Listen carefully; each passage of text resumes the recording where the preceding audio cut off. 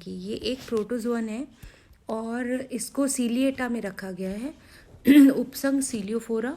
और इसका जो क्लासिफिकेशन है वो इस प्रकार है।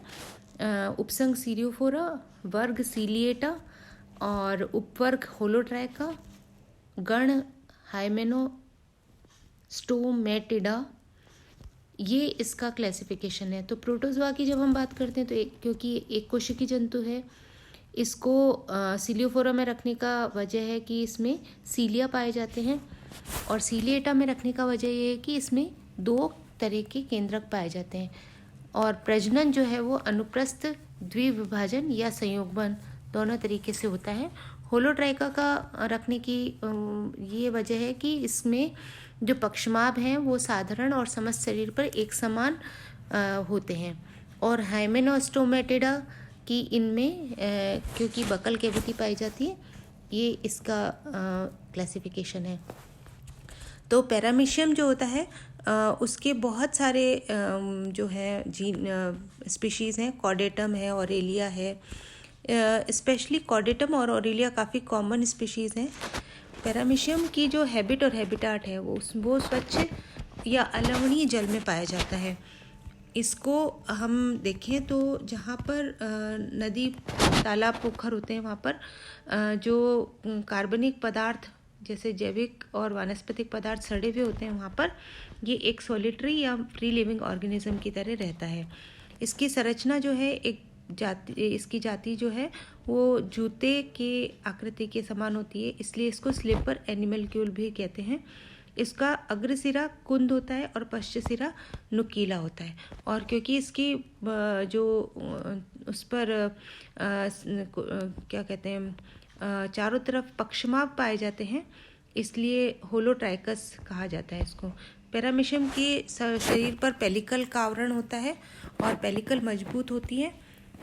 इसका जो पेलिकल के अंदर जो क्या कहते हैं जीवद्रव्य होता है वो 2 भागों में बटा होता है, एक्टोप्लाज्म और एंडोप्लाज्म, और प्रत्येक भाग से पक्षमाभ या सीलिया निकले रहते हैं। हर एक पक्षमाभ जो है वो बेसल ग्रेन्यूल या काइनेटोसोम से उत्पन्न होता है। काइनेटोसोम जो होते हैं लॉन्गिट्यूडिनल और ट्रांसवर्स जो फाइब्रिल्स हैं, इनके जाल आपस में एक दूसरे के साथ में जुड़े रहते हैं। और पेलिकल जो है उसमें अग्र और पश्च सीमाओं पर ट्राइकोसिस्ट के छिद्र भी पाए जाते हैं। ये ट्राइकोसिस्ट की उत्पत्ति भी काइनेटोसोम्स के द्वारा होती है। अब हम ये आप डायग्राम में देख लीजिए, ये जो कोशिका है पैरामीशियम जो कि एक कोशिकीय जंतु है, इसमें पेलिकल चारों तरफ पाई जाती है, सीलिया पूरी बॉडी पर पाए जाते हैं, ट्राइकोसिस्ट कहीं कहीं जगह मिलती हैं, और जो है एक बकल कैविटी पाई जाती है जो कि साइटोस्टोम के द्वारा बाहर की तरफ खुलती है। बकल कैविटी अंदर की तरफ साइटोफेरिंग्स में खुलती है, और ये साइटोफेरिंग्स फिर फूड वैक्यूल में को निकाल करके और कोशिका में डाल देती है, जहाँ पर इसका फूड का डाइजेशन होता है। और 2 कॉन्ट्रैक्टाइल वैक्यूल देख रहे हैं आप पाई जाती है, पोस्टीरियर कॉन्ट्रैक्टाइल वैक्यूल और एंटीरियर कॉन्ट्रैक्टाइल वैक्यूल पाई जाती है। 2 न्यूक्लियस पाए जाते हैं, एक मैक्रोन्यूक्लियस एक माइक्रोन्यूक्लियस पाए जाते हैं, और इस तरह से इसका जो स्ट्रक्चर है वो इस तरीके का होता है। अब हम बात करें कि जो इसका इस जीव में सारे के सारे जो ऑर्गेनेल्स हैं, माइटोकॉन्ड्रिया, गोल्जिकाएँ, केंद्रक, कणिकाएँ, संकुचित सिंधानियाँ सभी पाई जाती हैं। अंतर्द्रव्य में जो एंडोप्लाज्म है उसमें एक भंवर की तरह होता है, यानी कि जो जीवद्रव्य है वो साइक्लोसिस करता रहता है। 2 तरह के केंद्रक पाए जाते हैं, एक तो मैक्रोन्यूक्लियस, दूसरा माइक्रोन्यूक्लियस पाया जाता है। ये आप देख रहे हैं कि पेलिकल, पक्षमाभ वो और दंशिकाभक जो है उनको इसमें दर्शाया गया है। तो पेलिकल के अंदर जो है बेसल ग्रेन्यूल से सीलियम निकले रहते हैं। यहाँ पर हम बात करें कि जो लघु केंद्रक है वो जनन केंद्रक होता है और जननीय कार्य उसके द्वारा होता है। मैक्रोन्यूक्लियस जो है वो जनन में काम नहीं आता। पैरामीशियम में 2 संकुचित कॉन्ट्रैक्टाइल वैक्यूल पाई जाती हैं, ये धानियाँ बनती और बिगड़ती रहती हैं। और इनसे जुड़ी कुछ रेडिएटिंग कैनाल्स होती हैं जो कि जल संतुलन का काम करती हैं या ऑस्मो रेगुलेशन का काम करती हैं। इनके अलावा कुछ फूड वैक्यूल्स पाई जाती हैं, वो अस्थायी रचना होती है। जैसे ही फूड डाइजेस्ट होता है वैसे ही वो जो है साइटोप्लाज्म में घुल जाती है। अब हम बात करें कि जो पैरामीशियम है उसमें ओरल ग्रूव पाई जाती है जो पक्षमाप से रेखित होती है। इसको पेरिस्टोम कहते हैं और ये खांच कोशिका में जाकर खुलती है जिसको साइटोस्टोम कहते हैं। साइटोस्टोम साइटोफेरिंक्स में खुलता है, जैसे मैंने आप लोगों को इस डायग्राम में दिखाया था कि ये जाकर के साइटोफेरिंक्स में खुलता है। और साइटोफेरिंक्स में जो फूड कलेक्ट होता है वो जाकर के फूड वैक्यूल फॉर्म करता है और फूड वैक्यूल जो है वो पूरे शरीर में साइक्लोसिस करते हुए जो डाइजेस्टेड फूड है उसको कोशिका में फैला देती है।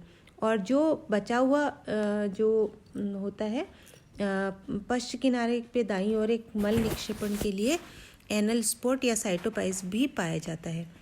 नाउ अब हम बात करें कि पैरामीशियम में गमन किस तरीके से होता है, क्योंकि इसकी बॉडी पर सीलिएटा पाए जाते हैं। तो सीलिएटा जो है वो गमन के लिए रिस्पॉन्सिबल होते हैं। सीलिएटा जो है वो काइनेटोसोम से उत्पत्ति होती है उनकी। तो सीलिएटा की यदि हम स्ट्रक्चर देखें तो आप देख रहे हैं सीलिएटा में 2 सेंटर फाइब्रिल्स होते हैं और 9 पेयर ऑफ फाइब्रिल्स होते हैं जिनको पेरिफेरल फाइब्रिल्स कहते हैं।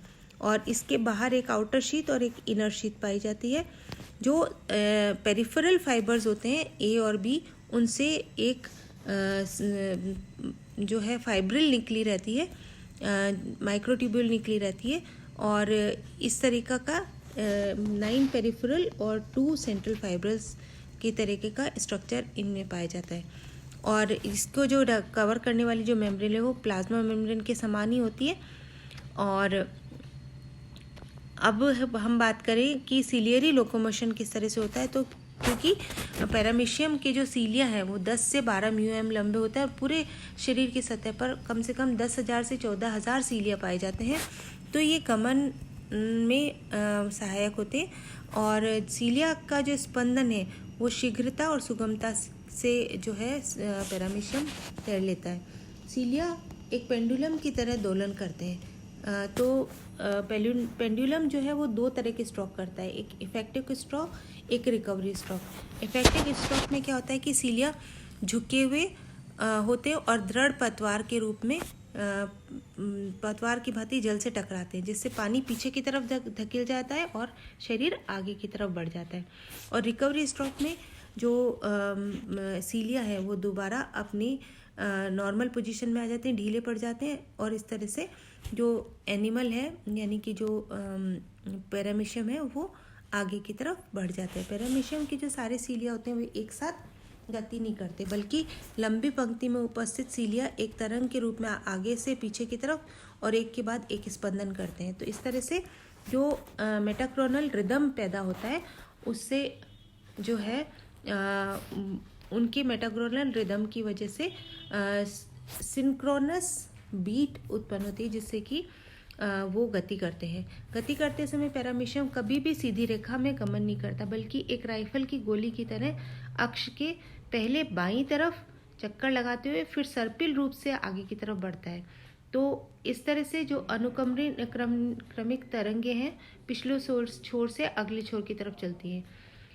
इसके सीलिया बिल्कुल पीछे की तरफ स्पंदन न करके दाहिनी तरफ तिरछे स्पंदन करते हैं, जिससे कि उसका जो अक्ष है वो बाईं तरफ घूम जाता है। और मुख्य सीलिया क्योंकि अधिक लंबे होते हैं तो वे तिरछे और अधिक ताकत से तेजी से स्पंदन करते हैं। तो इससे अगला सिरा तुरंत मुख्य दिशा से दूरी बनाते हुए आगे की ओर बढ़ता है। तो ये इस तरह से सीलिया में अनुक्रमिक लय